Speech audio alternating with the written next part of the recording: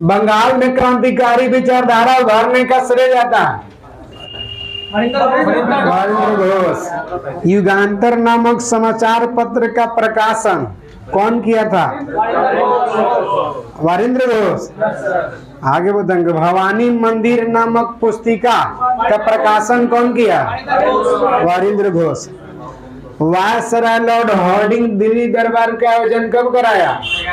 1911। बिहार बंगाल से अलग प्रांतीय राज्य का दर्जा कब मिला?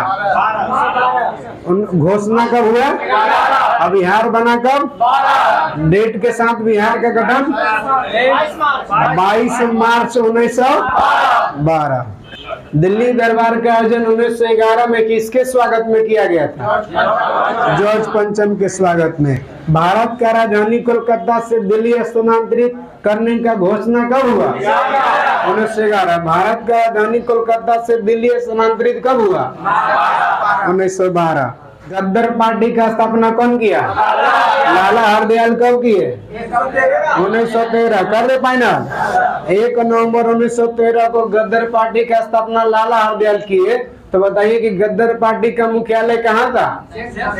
San Francisco. कौन देश में? अमेरिका।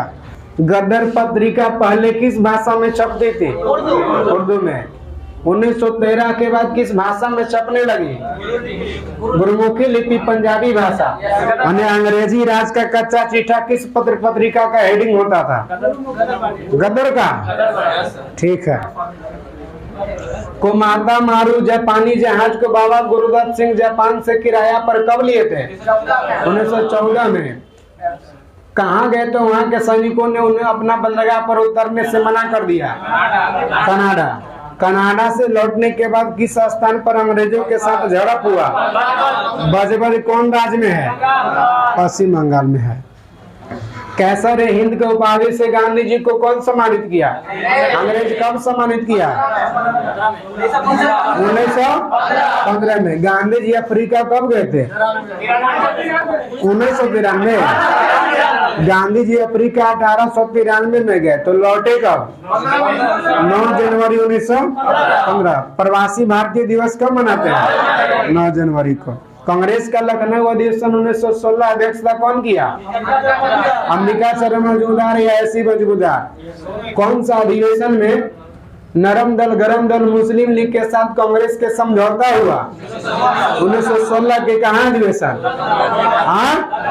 लखनऊ अधिवेशन में। बताएंगे। बाल गंगाधर तिलक ने, आराम से सुनिएगा, स्वराज प्राप्ति के उद्देश्य से होम रूल लीग आंदोलन कब चलाया? 1916। स्वशासित आंदोलन होम रूल लीग आंदोलन एनी बेसेंट भी कब चलाए? 1916। एनी बेसेंट आंदोलन समाप्त करने का घोषणा कब की? 1917 में। एनी बेसेंट आंदोलन होम रूल लीग कहाँ चलाई थी? मद्रास। और बाल गंगाधर तिलक कहाँ चलाए थे? पुणे में चलाए थे। महात्मा गांधी को कौन सा विश्व युद्ध के समय भारतीय लोग उन्हें सार्जेंट कहने लगे? प्रथम विश्व युद्ध कब से कब हुआ था? 1914 से 1918। महात्मा गांधी को लोग सार्जेंट क्यों कहने लगे थे? कारण कि भारतीय लोगों से महात्मा गांधी अंग्रेजी सेना में भर्ती होने का अपील कर रहे थे, तो भर्ती कराने वाला सार्जेंट कहने लगे थे। बताएंगे। गांधी जी साबरमती आश्रम का स्थापना कब किए? 1916। कौन नदी के तट पर? साबरमती के तट पर। कहाँ आश्रम का स्थापना किए? अहमदाबाद। साबरमती आश्रम अहमदाबाद। बताएंगे। बिहार का कौन किसान नेता थे जो गांधी जी को तीन कटिया आंदोलन के लिए प्रेरित किया था? राजकुमार शुक्ल। कर दे फाइनल। आगे बताएंगे। महात्मा गांधी का पहली बार सत्याग्रह कब हुआ था? कहाँ? अफ्रीका में। कौन सा आंदोलन? रंग भेद नीति के खिलाफ आंदोलन। 1906-7 पहली बार अफ्रीका में सत्याग्रह का प्रयोग किए। महात्मा गांधी भारत में पहली बार सत्याग्रह का प्रयोग कब किए? 1900। महात्मा गांधी पहली बार भारत में सत्याग्रह का प्रयोग 1917 में किए थे। तो कहाँ किए थे? चंपारण को। राजकुमार शुक्ल के मृत्यु के बाद 300 रुपया उनके कार्यक्रम में भेजा और कहा कि अकेला चंपारण में वो मर्द था। तो अंग्रेज कौन था? एमन। राजकुमार शुक्ल के मृत्यु के बाद अंग्रेज अधिकारी एमन राजकुमार शुक्ल के बारे में कहता है कि अकेला चंपारण में मर्द था और 300 रुपया उसके कार्यक्रम श्राद्ध के लिए भेजता। जो चंपारण गांधी जी आंदोलन चलाए थे उसका कारण क्या था? तिनकटिया प्रणाली। तिनकटिया प्रणाली क्या था? मतलब भारतीय रहती किसानों को 20 कट्ठा जमीन में 3 कट्ठा पनीर का खेती करना जरूरी होता था, मैंने करवाता था, जबरन खेती करवाता था अंग्रेज जमींदार। ठीक है। अहमदाबाद टेक्सटाइल लेबर एसोसिएशन का स्थापना कौन किया था? Mahatma Gandhi. Ahmedabad textile labour association का स्थापना महात्मा गांधी कब किए थे? 1918। महात्मा गांधी 1918 में टेक्सटाइल लेबर एसोसिएशन का स्थापना किए थे। उस समय का सबसे बड़ा ट्रस्टीशिप एसोसिएशन था। सही है क्या? सही है। बताएंगे ऑल इंडिया ट्रेड यूनियन का स्थापना कौन किया? N M Joshi. All India trade union का पहला अध्यक्ष कौन थे? लाला लाजपत राय। खेड़ा आंदोलन कहाँ चला था? गुजरात में। कब चला था? 1918 में।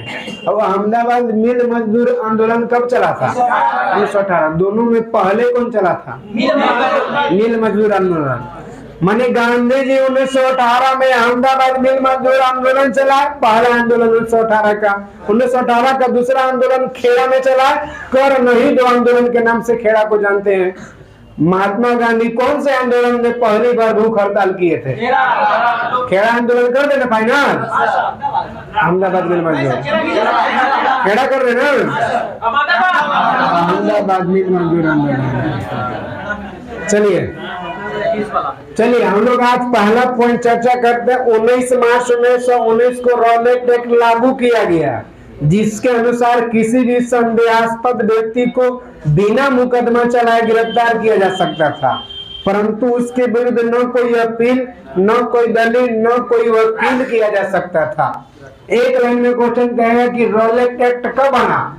19 मार्च 1919 ईस्वी को रॉलेट एक्ट क्या था? तो जिससे हुआ क्या कि अंग्रेज लोग एक अधिनियम बनाया, रॉलेट एक्ट कानून जिसको कहते हैं, इसी को काला कानून कहा जाता है। माने रॉलेट एक्ट 1919 को न वकील, न दलील, न अपील कहा गया था। किसी भी व्यक्ति को संदेह के आधार पर अरेस्ट कर लिया जाता, चाहे वो दोषी हो अथवा नहीं हो। तो भारतीयों के फेवर में अच्छा था कि खराब था?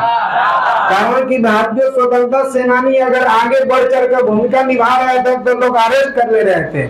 और इसी एक्ट के तहत पहली बार डॉक्टर सत्यपाल सिंह और सैफुद्दीन किचलू को उस समय भारत में हिंदू मुस्लिम में दोनों एकता स्थापित करना चाहते थे।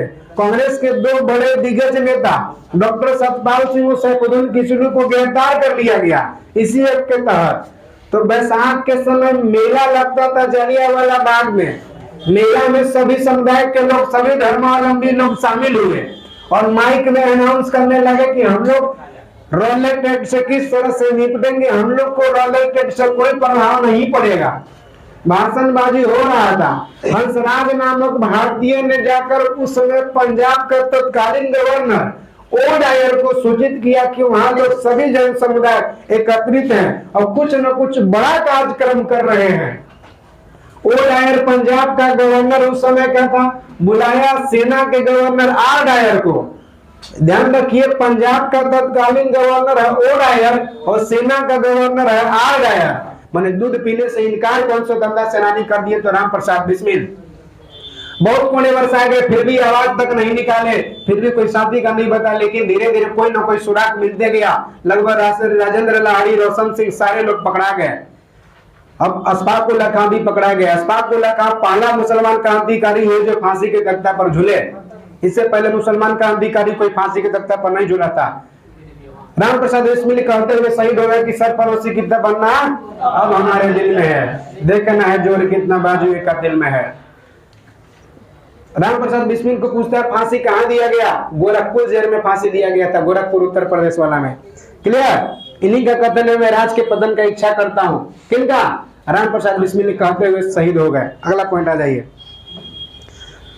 संभवतः अशफाक उल्लाह खां पहले भारतीय क्रांतिकारी मुसलमान थे जो देश की स्वतंत्रता के लिए फांसी के तख्ते पर लटक गए। स्त्रियों ने स्वयं अपने अधिकारों के आंदोलन करने के उद्देश्य 1926 में अखिल भारतीय महिला संघ का स्थापना किया। एक लाइन में कहिए कि अखिल भारतीय महिला संघ का स्थापना कब हुआ? 1926 में। आगे साइमन कमीशन। साइमन कमीशन 3 फरवरी 1928 को भारत आया, इसे व्हाइट मैन कमीशन भी कहते हैं।